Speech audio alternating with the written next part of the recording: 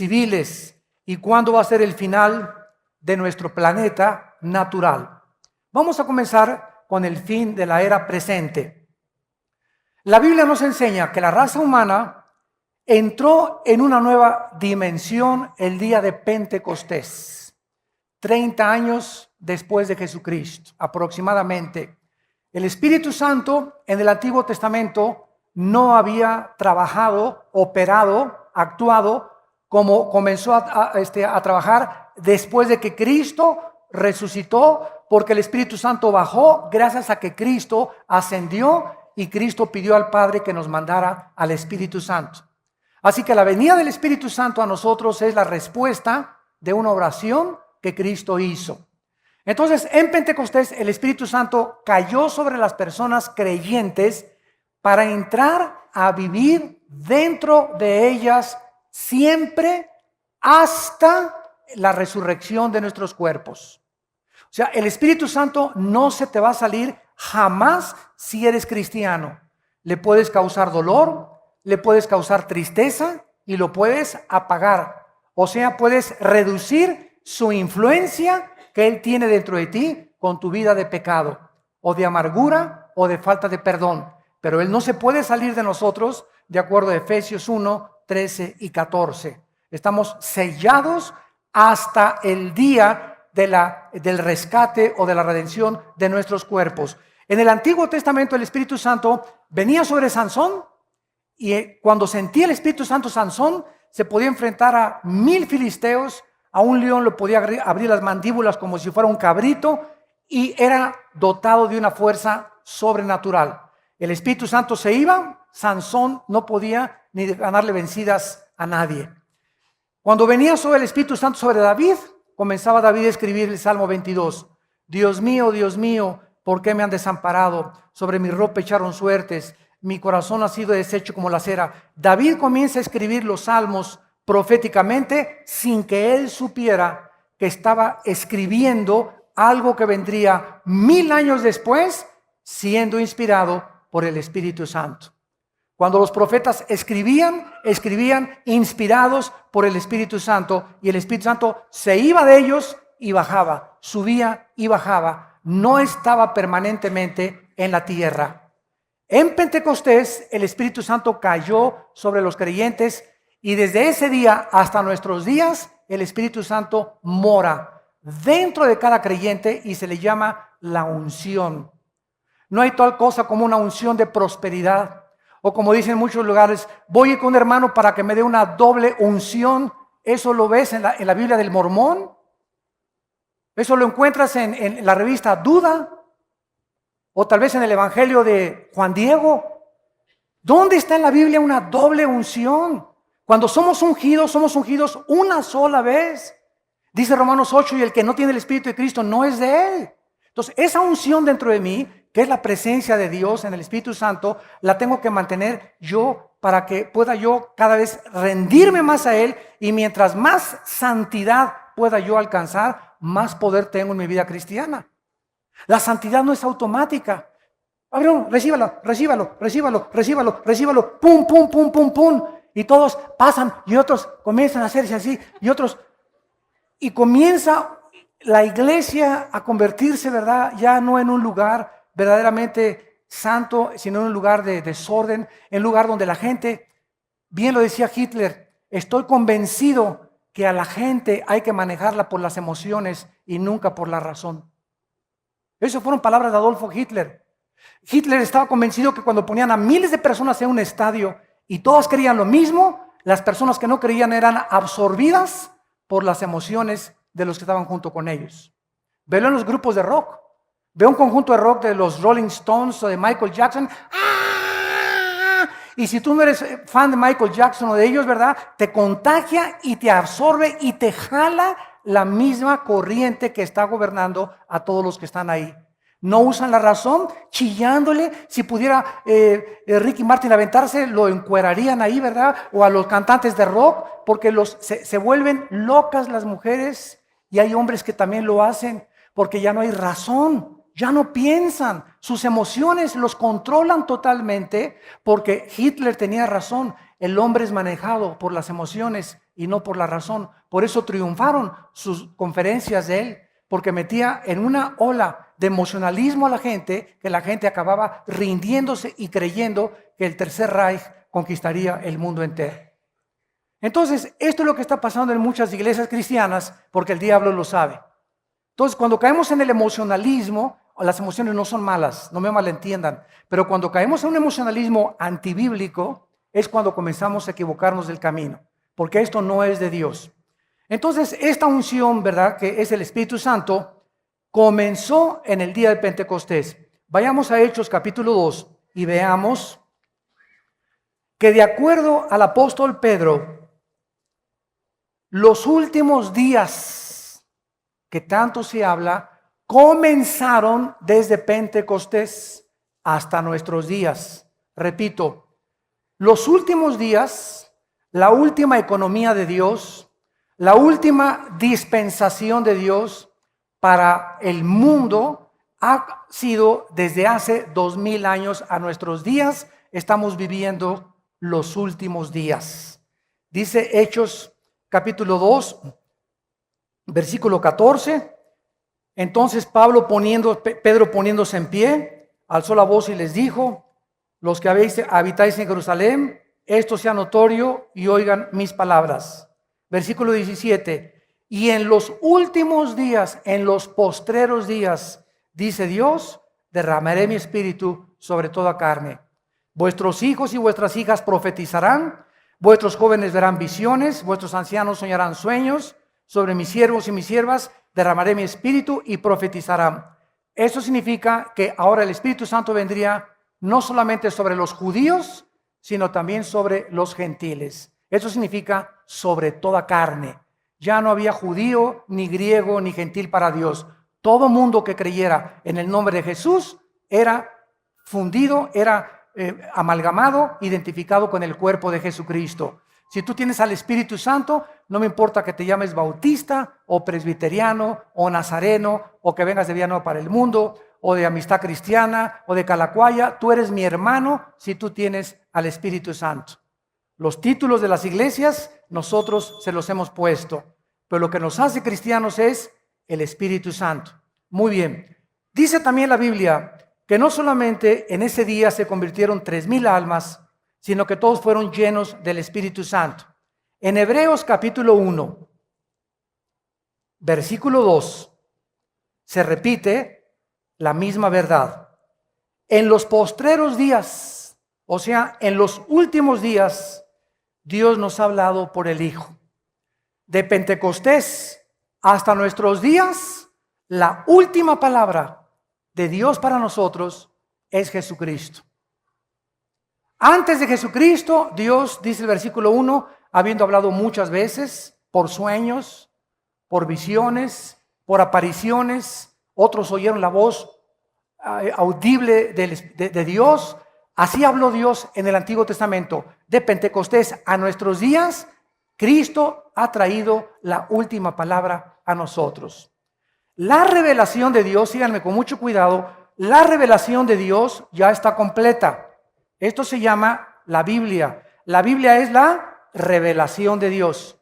Ya no hay más revelaciones, porque la Biblia está completa. Apocalipsis 22, el que le agregue a esta revelación o el que le quite a esta revelación, dice la Biblia, las maldiciones de este libro vendrán sobre su persona. Ahora nosotros no tenemos revelaciones, tenemos iluminación. Ahora necesitamos ser iluminados para poder entender lo que ya está revelado. Ten cuidado cuando alguien diga, tengo una nueva revelación. O el Espíritu Santo me reveló. Tal vez muchos por ignorancia. La palabra es me iluminó. La revelación ya está completa.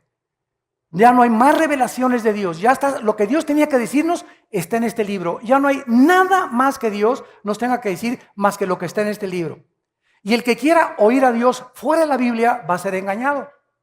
Por eso oyen que profecías, que visiones, que sueños, etcétera, etcétera. Si algo tú oyes fuera de Dios que no está de acuerdo con la palabra de Dios, no es de Dios. La Biblia es la balanza La Biblia es el termómetro, la Biblia es el barómetro, la Biblia es todo lo que pesa y lo que puede decirnos qué es la verdad.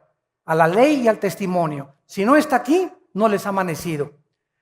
Este Espíritu Santo entonces cae en los últimos días y dice en Hebreos, igual que en los postreros tiempos, Cristo habló a nosotros y nos ha hablado a través de su palabra.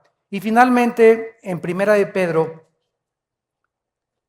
capítulo 1, versículo 5, el apóstol Pedro nos dice la misma verdad. Primera de Pedro 1:5. Somos guardados por el poder de Dios para alcanzar la salvación que está preparada para ser manifestada en el tiempo postrero, en lo cual nos alegramos ahora con diversas pruebas, para que, probada nuestra fe, mucho más preciosa que el oro, sea hallada en alabanza, gloria y honra cuando sea manifestado Jesucristo. Versículo 20. Ya destinado desde antes de la fundación del mundo, pero manifestado en los últimos días. Concluimos pues que los últimos días son desde la venida del Espíritu Santo hasta que Cristo regrese. Estamos viviendo en los últimos días que han durado 2000 años. Antes de la muerte de Cristo, vivimos los tiempos de la ley. La ley fue dada por Moisés. Ahora es el tiempo de los gentiles o el tiempo de la gracia de Dios. En el año 586 a.C., Nabucodonosor llegó a Babilonia y conquistó a los judíos por primera vez en la historia y se los llevó a Babilonia. Y desde ese año hasta nuestros días se llama el tiempo de los gentiles, que está atravesando el tiempo de nosotros, los últimos tiempos, porque hasta que Cristo regrese, los judíos no van a tener gobierno, no van a tener adoración, no van a reconocer al Mesías. Cristo le llamó en Lucas 21:24 el tiempo de los gentiles. Y nuestra época va a terminar ¿cuándo? ¿Cuándo se acaba la iglesia? Cuando seamos arrebatados. Primera de Tesalonicenses 4:13-17. Cuando Cristo venga en el aire y seamos nosotros sacados de nuestro cuerpo, vamos a ser transformados en fracciones de segundo, nos vamos a reunir con Él en el aire y nos vamos a ir con Él al cielo, a las bodas del Cordero, y vamos al tribunal de Cristo para ser recompensados, mientras en la tierra va a atravesar la gran tribulación, la ira de Dios. Hasta que la iglesia esté en el mundo, el Espíritu Santo operará como está operando ahorita. Cuando la iglesia sea sacada del mundo, el Espíritu Santo claro que va a seguir en el mundo porque Él es omnipresente, pero va a actuar solamente sobre 144,000 judíos que van a ganar a otras personas también para Cristo o para el Evangelio de Dios, y los que se conviertan en la tribulación van a ser guiados también por el Espíritu de Dios. Pero la iglesia desaparece totalmente en el tiempo de la gran tribulación. Cuando termina la gran tribulación, terminan los sistemas mundiales. Todas las sociedades del mundo, desde Adán hasta nuestros días, han intentado, operado, experimentado con diversos gobiernos. Llámese nacionalsocialismo de los nazis, comunismo, socialismo, democracia, etcétera, etcétera. Los seres humanos han intentado gobernar a los seres humanos. Y todos los sistemas humanos han sido caracterizados por la injusticia, la ambición, la avaricia, las guerras y la violencia. Todos han sido corrompidos y todos han tratado de explotar a los demás. Si tú criticas a tu gobierno, que tu gobierno te explota, ustedes que lo ven por la televisión, no te critiques a tu gobierno porque tú explotas a tu esposo. Si tú a tu esposa no le das un día de descanso y no la tratas como una reina, la estás explotando. Si a tu esposa la usas solamente para tener relaciones sexuales, la estás explotando porque es un objeto para ti, para poder satisfacerte y para que te haga los chilaquiles y los huevos con chorizo en la mañana. Si tú estás a tus hijos, no los recompensas y no los ayudas, lo estás explotando. Si tú tienes un negocio y a tus empleados no les das el salario que dice la ley y trabajan 10 horas sin que les pagues tiempo extra, los estás explotando. Esta es la naturaleza humana. Buscamos siempre a los demás para poder enriquecernos nosotros. Y cuando eso sucede es cuando se corrompe la sociedad. Cuando comenzamos a echar a perder absolutamente todo. Dice en Santiago capítulo 4, versículo 1 y 2. Santiago capítulo 4, versículo 1 y 2. Esta verdad.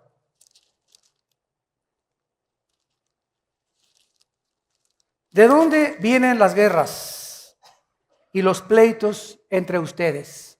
Bueno, unos le echan la culpa a la economía, otros le echan la culpa a la mala educación, otros le echan la culpa al gobierno, etcétera, etcétera, pero el problema somos nosotros.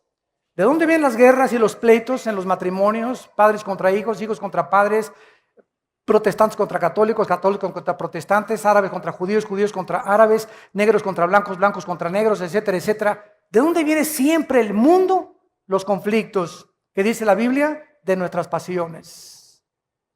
Dentro de nosotros hay una fuerza de maldad que trata de poder buscar mi bien, mi felicidad, mis intereses, mis propiedades, y no me importa si piso a Jorge, si piso a Carlos, si piso a mi esposa, si piso al que sea, no me importa si piso a 40 millones de personas, como lo hizo Hitler y José Stalin y Mao Zedong y los grandes dictadores. No me importa cuántas personas me llevo de por medio, si al final yo me corono. Y si llego a la cima y si alcanzo lo que mi alma desea. Pero a la gente la voy a usar. ¿Por qué? Porque dentro de nosotros existe esa tendencia de poder vivir para nosotros mismos. Viene Cristo al mundo y nos revela y nos dice: el problema está dentro de ustedes, seres humanos, y se llama ego. Y si no haces morir dentro de ti el ego y no cargas tu cruz y me sigues, no puedes decirte cristiano. Y cuando viene Cristo a nuestra vida, comenzamos a sufrir los cristianos, porque nos damos cuenta que es lo más difícil que hay en la vida: morir a nuestro ego, sufrir injusticias y amar a los que nos persiguen, bendecir a nuestros enemigos y poder ser misericordiosos y compasivos con la gente y no vengarnos por nosotros mismos, porque va en contra de nuestra naturaleza natural, va en contra de todo lo que ya traemos por dentro. Entonces esto es imposible humanamente. El Espíritu Santo entra en nuestra vida para capacitarnos y poder dotarnos de un poder sobrenatural, porque no nos ha dado Dios un espíritu de cobardía, sino de poder, amor y dominio propio. Por eso, ¿quiénes son los más cobardes? Los borrachos, parranderos y jugadores. Un hombre que no le es fiel a su esposa es el hombre más cobarde que existe, porque para hacerle fiel a tu esposa necesitas pantalones para poder aguantarte con la que tienes junto. Se necesitan pantalones y bien expuestos. ¿Por qué? Porque cuesta trabajo comenzar a dominar las pasiones, y eso solamente los valientes arrebatan las cosas para el reino de Dios. Qué fácil es inmediatamente, pues ya me voy con otra y con otra, como hace poco confesó el gran golfista internacional Tiger Woods. Lo agarró su esposa como con 15 al angelito.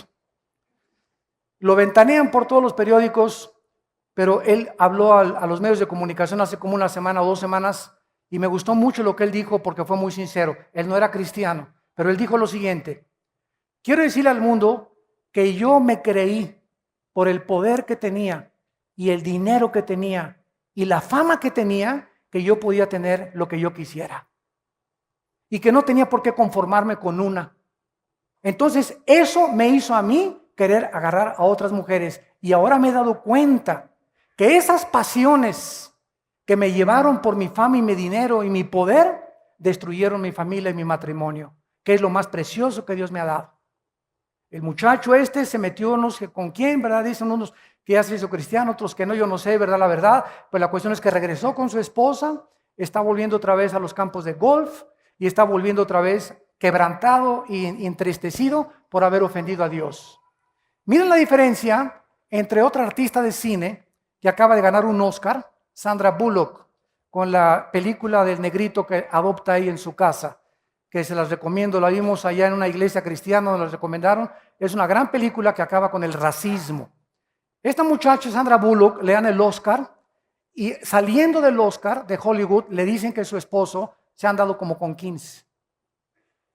Se casó con un fabricante de motocicletas que se llama, bueno, me recibo el nombre. Entrevistan a este hombre y le preguntan que por qué adulteró con Sandra Bullock. ¿Saben lo que contestó? Porque pues yo soy adicto al sexo. Y ella estaba muy ocupada en los estudios y no tenía tiempo para mí. O sea que el angelito cree que el matrimonio es, aquí la tengo que tener, noche y día. Se me antoja a las 3 de la tarde, a las 5 y a las 8 me echo el clavado.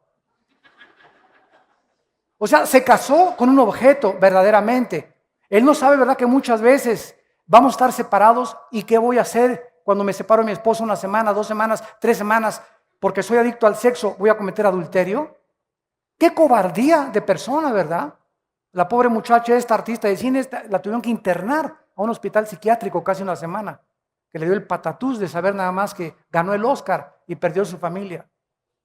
Pero así es el mundo que estamos nosotros viviendo todos los días. Y otros artistas ya se han descarado completamente, están diciendo, ¿verdad? Yo soy homosexual, ¿y quién? ¿Y qué? ¿Verdad? Diciéndole al mundo, ¿verdad? Quiero decirles, ¿verdad?, que esto es natural, esto es normal, y todos como es, representa un ícono de todo lo que es la fama y el poder, todos, ¿verdad?, los que lo siguen, pues si él es, entonces no tengo por qué avergonzarme yo también. Y el problema está que el diablo quiere que lo acabemos aceptando como normal. Que la sociedad, al ver, pues ese artista y ese desfile y esta persona y este comentarista y este político, y comenzamos a vernos rodeados de gente rara, la gente lo acepte como normal. Y crean que es normal ya también los matrimonios gays, cuando a los ojos de Dios es una abominación y los homosexuales no heredarán el reino de Dios. Dios ama a los homosexuales que me están oyendo y a las lesbianas las ama Dios. Pero Dios te dice que te arrepientas porque es antinatural. Para que tú puedas vivir una vida natural, tienes que vivir de acuerdo a las leyes de Dios. Pero el mundo lo está aceptando como normal. Y de eso se trata, que lo aceptemos como normal, para que creamos que es normal y podamos saber que es un estilo de vida en lugar de llamarle pecado. Al crimen ya no es asesinato, es eliminación por causa del Estado. El robo ya no es robo, es expropiación. Y comenzamos a cambiarle el nombre y barnizar el pecado con más bonito, con otro vestido, para que lo podamos aceptar. Es el engaño hacia donde el mundo se está dirigiendo. Dice aquí en Santiago 4 que las pasiones combaten dentro de nosotros, codician y no tienen, matan y arden de envidia, no pueden alcanzar, combaten y luchan, pero no tienen lo que desean porque no piden, y cuando piden no reciben porque piden mal para gastar en vuestros deleites. Yo regularmente cuando tengo tiempo, casi siempre acabando el servicio me voy al aeropuerto. Discúlpenme muchas veces que no tengo tiempo para ministrar. En el primer servicio sí ministro a mucha gente, pero mucha gente que viene conmigo a saludarme, a ministrarme, llegan y me dicen, hermano, ¿me echa la bendición? ¿Cuántos años tienes, hermana, en Cristo? Pues ya tengo como 15 años. ¿Cómo que écheme la bendición? ¿No quiere que también le eche agua bendita, le digo? O hermano, fíjese que con un rollo le digo, hermano, ahorita estoy saludando a la gente. Si quiere usted consejería, no se la puedo dar en 1 minuto. Aquí tenemos a los pastores entre semana, tenemos las oficinas aquí en el sur para dar consejería. Haga una cita con los pastores, con las edecanes, y aquí damos las pastoras y los pastores consejería entre semana. Usted necesita sentarse 40 minutos, 1 hora con un pastor o con una pastora para atenderla. En 30 segundos no le puedo resolver el problema. Y por eso te dicen, échame la bendición para que me vaya bien. Eso es paganismo, ¿verdad? Eso es superstición. Es como cuando metes un gol. se persignan, ¿verdad? Bueno, ¿por qué lo hacen? Por ignorancia nada más. Es una crítica constructiva porque no saben que al hacer esto, ¿verdad? Ellos están diciéndole gracias, Señor, bueno, por lo menos gracias a Dios, ¿no? Y al salir de la cancha también la persinada, diciendo que me vaya bien, ¿verdad, Señor? No me importa si engaño a mi esposo, no me importa si soy adúltero, no me importa si estoy robando, pero échame la bendición, Señor. Ese es el mundo que vivimos de ignorancia. Dice en 1 Timoteo 6:10, raíz de todos los males es el amor al dinero. ¿Qué corrupción hay ahorita en la iglesia? El amor al dinero. Los ministerios están mandando esta clase de sobres que les enseñé, pidiendo dinero con una unción de prosperidad. Imagínense nada más. Me mandas un sobre, oro por ti y en un año no tienes pérdidas en tu negocio. O sea, una fe inmediata. Un camino inmediato a la santificación. O sea, milagros a la marucha. Winston Churchill dijo estas palabras: la democracia es la peor forma del gobierno humano, con la excepción de otras formas de gobierno que han sido experimentadas de vez en cuando. A ver si le entendieron. Churchill dijo: la democracia es la peor forma de gobierno humano, con la excepción de otras formas de gobierno que han sido experimentadas o tratadas de vez en cuando. En otras palabras, dentro de los gobiernos, lo mejor es la democracia. Pero ¿tú sabes lo que es la democracia? Que se está tratando de imponer en el mundo entero porque es la única forma de gobierno que evita dictaduras. Es la única razón por la cual se apela a la democracia. Pero ¿sabes qué es la democracia? El gobierno del pueblo. Demos, pueblo, kratos, poder o gobierno. Democracia significa que el pueblo gobierna, no yo el presidente, ustedes gobiernan. Y si a ustedes les gusta la homosexualidad, nosotros la legislamos. Si ustedes van a favor de que se hace un censo, que se legalicen las drogas, los legisladores legislamos porque el pueblo hay que darle lo que el pueblo quiere. ¿Ustedes creen que eso es gobierno? Imagínense las iglesias, que haya democracia en las iglesias. Pues votamos que ese pastor no nos gusta. Sáquenlo, o nos aburre, o que hay iglesias yo conozco que votan para ver qué pastor ponen. Se llaman nicolaitas, iglesias gobernadas por el pueblo y no por un grupo de líderes. Y en la iglesia no hay democracia, hay teocracia. Es el gobierno de Dios. Las iglesias donde 2 o 3 familias, porque pusieron el techo, y la familia Pérez puso la pintura, y la familia Díaz le regaló al pastor el terreno. Entonces ahí se sienta la familia Díaz y el pastor habla contra el adulterio. A ver, venga para acá, don Filemón. A mí no me gusta hoy que predicó, ¿verdad? Bájale 3 rayitas, Acuérdese que yo le di el terreno, ¿verdad? Créanmelo, que está pasando en muchas iglesias, donde familias gobiernan al pastor por los diezmos. Y cuando un pastor, por miedo a correr a don Pancho Pistolas, por adúltero y por todo lo que está haciendo, porque se van los diezmos, porque él es el que más dinero tiene, y el pastor comienza a dudar de sacarlo de la iglesia, hasta que no se arrepienta por medio de los diezmos, el pastor ha prostituido su ministerio. Inmediatamente el Espíritu Santo entre ese pastor se oprime, se comienza a apagar, porque ese pastor está considerando la opinión de los demás y los beneficios externos que lo que dice la palabra de Dios. Si nosotros fuéramos guiados por la opinión de la gente, seríamos entonces manipulados por la gente y no por el Espíritu Santo. Yo les digo a mis pastores, cuando tomemos una decisión, ustedes saben que aquí de esta iglesia corrimos a un pastor por adúltero. 1 año y medio con prostitutas. 1 año y medio con prostitutas. Y cuando lo supe, ¿verdad? Les digo a los pastores, las normas de los líderes son muy grandes. Y hay que sacarlo de en medio hasta que se arrepienta. Y creo que hasta este momento no se ha arrepentido porque después nos vino a demandar a nosotros. Para que ahora lo que él gastó con las prostitutas, nosotros lo paguemos. Sus tarjetas de crédito y todas las deudas que él tiene y a la ruina donde llevó a su familia, quiere que nosotros lo paguemos ahora. Pero cuando nosotros no hacemos eso, a nosotros Dios nos juzga. Pero hay mucha gente, falta misericordia, no, hay misericordia. Nosotros le dijimos a este hombre, si tú en un año te rehabilitas, vamos a ayudar a tu esposa y a tus hijos, pero si tú te levantas, te reinstalamos el ministerio, pero demuestra que estás arrepentido. A los 5 días que lo exhortamos, nos fue a demandar. A mí me demandó penalmente, como una venganza personal.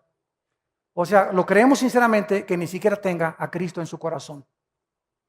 Miles de pastores que están infiltrados, no solamente con nosotros, en otras iglesias. Y tenemos que ser honestos con ustedes. No permitimos nosotros en nuestro liderazgo la falta de santidad. Un pastor que cae en adulterio, hay que sacarlo y hay que rehabilitarlo, que se arrepienta, pero no puede seguir en el ministerio por lo menos 1 o 2 años. Es lo que tarda en sanar el corazón. Son muy elevadas las normas del ministerio y la santidad que Dios nos pone. Y hay otros que apapachan el pecado y lo consienten y por eso no pueden prosperar. Pero que tenemos que tener una conciencia delante de Dios para que Dios pueda bendecirnos y podamos darles cuentas a ustedes de las cosas que hacemos en las decisiones que tenemos que tomar. Cuando tomamos decisiones que son por Dios, no nos importa lo que diga la gente. Mientras sepamos que es Dios y la Biblia la que nos apoyan, no tengamos los líderes temor de las opiniones de la gente, porque siempre habrá gente que hable mal de nosotros, que nos juzgue, que nos malinterprete, que nos critique, pero nosotros sabemos que este libro es nuestra guía y tenemos la conciencia limpia delante de Dios. Y si las normas de la santidad no se elevan en la iglesia, el pueblo se comienza a pervertir. Josué, dile a Acán que con toda su familia fuera de la iglesia. Muchos me decían, oye hermano, pues la familia del pastor sufre cuando lo sacan. Es que díganle a ese pastor que cayó en adulterio que esas son las consecuencias del pecado. Cuando pecamos arrastramos a nuestra familia y nadie es responsable más que él. Hundimos nuestro matrimonio, hundimos a nuestros hijos, damos mal testimonio y lastimamos a las ovejas. Es muy alto el dolor y el daño que hacemos los líderes cuando un líder cae. Muy grande el dolor. Cuando hay un padre de familia, lastima a su familia. Cuando cae un pastor, lastima a 500 familias. Por eso Dios nos pide a nosotros 100 veces más que a cualquiera de ustedes. Santiago capítulo 3, versículo 1. No os hagáis muchos de ustedes líderes para que no sufran mayor condenación. ¿Ahora quieres seguir siendo pastor? Y finalmente, el final del mundo actual natural. Muchos cristianos creen que al fin del reino milenial, el cosmos será consumido por el fuego y dejará de existir. Quiero decirles algo. La Biblia enseña que cuando venga Cristo, nos va a sacar, va a venir la tribulación y Cristo va a regresar al final de la tribulación a inaugurar 1000 años. La ecología de la tierra va a ser cambiada, las flores ya no van a tener espinas, va a haber partos. Isaías 65 dice que va a haber reproducción sexual en el milenio, así que si no te has casado, espérate. Todavía hay tiempo. En el milenio vamos a cosechar, vamos a regresar a la agricultura, ya no va a haber cemento en las calles, no va a haber edificios, todo va a ser cabañas, todo va a florecer, vamos a comer uvas, plantas como Adán y Eva en el huerto del Edén, va a ser un Edén en la tierra, pero al mismo tiempo va a seguir habitando la muerte en medio de nosotros, porque el pecador de 100 años será maldito. Cuando acabe el milenio, entonces el diablo es soltado, Apocalipsis 20, y viene a engañar al mundo entero otra vez para la última guerra mundial, para levantar a todos y asaltar Jerusalén, donde está Jesucristo gobernando con el rey David. Cuando Satanás sea derrotado al final del milenio, entonces Dios va a hacer cielos y tierra nueva. Y entonces dice Apocalipsis 22, y ya no habrá maldición, porque el último enemigo que será vencido será la muerte. Pero todavía en el milenio va a haber rebeldes, por eso dice la Biblia que va a regir con vara de hierro Cristo. ¿Por qué? Porque necesita tener la vara de hierro, porque todavía va a haber rebelión dentro de muchas personas que pasaron al milenio sin cuerpos glorificados. Nosotros cuando regresemos al milenio a vivir con cuerpos glorificados que ya habíamos sido sacados antes de la tierra, vamos a vivir con Cristo, pero vamos a ir a las naciones a traerlas a Jerusalén a que conozcan al Hijo de Dios. Y finalmente, en 2 de Pedro capítulo 3, que fue nuestro texto original, terminamos con esta observación importante y profunda de la palabra de Dios. Dice el versículo 9 que el Señor no retarda su promesa, o sea, señores ateos, como siempre que me enfrento con ateos me preguntan lo mismo: ¿Dios es todopoderoso? Sí. Entonces, ¿por qué no acaba con el diablo? ¿No puede hacerle así, acabar con el diablo y con la maldad? Claro que sí. Y entonces, ¿por qué no ha acabado? Y les contesto: porque comenzaría con usted. Dele gracias a Dios, le digo, don Pancho, dele gracias a Dios que Dios no ha hecho eso. Porque entonces ya no tendría usted la oportunidad de arrepentirse. Y es lo que Pedro quiere decir: el Señor no retarda su promesa, según algunos la tienen por tardanza. El hecho que Dios no haya terminado con la maldad no significa que no va a terminar con ella algún día. Queremos que fuera ahorita, pero el tiempo es de Dios. Dios no retarda su promesa, sino que es paciente para con nosotros. Porque no ha acabado Dios con el desbarajuste que hay en el mundo. No quiere que ninguno perezca, sino que procedan al arrepentimiento. En esta tarde, ¿cuántos de ustedes que nos ven por la televisión también están escuchando esta conferencia por la paciencia de Dios con tu vida? A lo mejor tu abuelita ya te había hablado de Cristo. A lo mejor eres una persona que vienes 10 años a la iglesia y eres de las que sigues diciendo: écheme la bendición, pastor. Han estado 20 años en la iglesia y todo les ha entrado por acá y les ha salido por allá. No han aprendido nada. Siguen igual, no han cambiado sus vidas. No hay amor, paz, felicidad, benignidad, paciencia en sus vidas. Sus caracteres no son los de Cristo. No son mansos ni humildes de corazón. Siguen de rebeldes y siguen criticando y siguen hablando. Ya tienen 10, 15 años en las iglesias. ¿Por qué? Porque la paciencia de Dios se va a acabar. Y es importante que cuando oigas su voz no te endurezcas. Y dice así: pero el día del Señor vendrá, eso no tengamos duda, como ladrón en la noche. Cuando menos lo esperes, viene el Señor, y si no, la muerte. ¿Se acuerdan lo que les conté de las Torres Gemelas? Ese día, 11 de septiembre 2001, se levantó George Smith, se puso su traje, 32 años de edad, otros 35 años de edad, su corbata, desayunó huevitos con tocino. Mi amor, nos vemos a la 1. Niños, paso por ustedes a la escuela. 3,500, 4,000 personas que trabajaban en las Torres Gemelas nunca supieron que esa mañana era el último día que le daban un beso a su esposa y a sus hijos. ¿Lo sabes tú mañana? ¿Creen ustedes todos que tenemos toda la vida para hacer lo que querramos? ¿Cuántos de ustedes que me escuchan es la última vez hoy que Dios les ha hablado? Porque tal vez muchos no se van a arrepentir ya nunca. No es que no puedan creer, es que se han decidido a no creer. ¿Cuántos en el avión que iba el presidente de Polonia? 90 políticos en un avión del gobierno, supervisado por los mejores médicos, mecánicos europeos. Se va a tierra con 90 pasajeros políticos, incluyendo al presidente de Polonia. ¿Cuántas personas que quizás están en sus hogares de repente están en el aeropuerto de Londres ahorita? Tienen una semana que no hay aviones, no hay transportación en Europa a ningún lado. ¿Se imaginan lo que está en un aeropuerto una semana sin dinero? Durmiendo en el suelo con la maleta como cojín. Y tú que tienes tu cama king size todos los días y tu queen size. ¿Cuándo nos podemos imaginar que nuestra situación puede cambiar así? De la noche a la mañana, Dios te puede llevar de la prosperidad a la miseria. En cualquier momento Dios te quita la salud. En cualquier momento Dios te quita los hijos que tienes, el matrimonio que tienes. En cualquier momento las circunstancias pueden cambiar con un terremoto, no, con cualquier cosa. En cualquier momento, en segundos, nuestra vida puede ser transformada.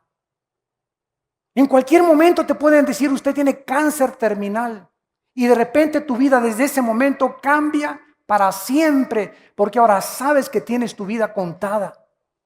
Por eso cuando oigas su voz no te endurezcas.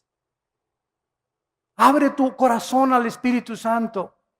No estamos en Reino Aventura ni en Disneylandia, es un mundo ocupado por el pecado y por la maldad que necesitamos ser fieles hasta la muerte. Necesitamos luchar y contender por la verdad, por la santidad, por la justicia, por la verdad. Pronto viene la persecución en el mundo contra nosotros. Démosle gracias ahorita que les anuncié en la mañana que ya vamos a estar en el Auditorio Nacional dando conferencias. Y el gobierno nos ha abierto las puertas para aquí, estar en el Auditorio Nacional, en el Estadio Azteca. Ya se nos abrieron las puertas. El gobierno está dando cuenta que nosotros, después de 32 años de ministerio, pueden confiar en nosotros.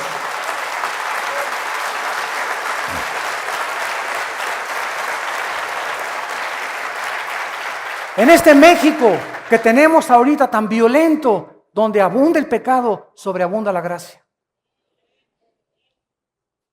Mientras más maldad vemos alrededor, Dios nos da más gracia para poder resistir. Por eso es tiempo de vivir pegados a este santo libro, ¿verdad? Día y noche, guardarlo, memorizarlo, meditarlo, reflexionarlo, leerlo, estudiarlo, investigarlo. Este libro de verdad que contiene la fuerza necesaria para sostenernos y llegar al final sin tener en qué avergonzarnos. Dice 2 de Pedro, el Señor no retarda su promesa, ha sido paciente contigo, conmigo y con todos los seres humanos, pero ya viene el día como ladrón. Cuando menos lo pensemos, el Señor viene y el mundo será hundido. Si ahorita crees que está sufriendo el mundo, no te imaginas en la gran tribulación.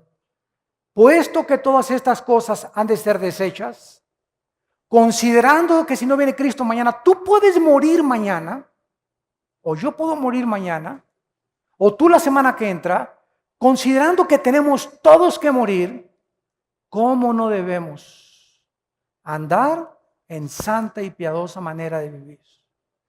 Que te levantes cada mañana y digas, Señor, yo no sé si este es el último día, pero te alabo y te adoro. Dame oportunidad de hablar de ti. Señor, límpiame.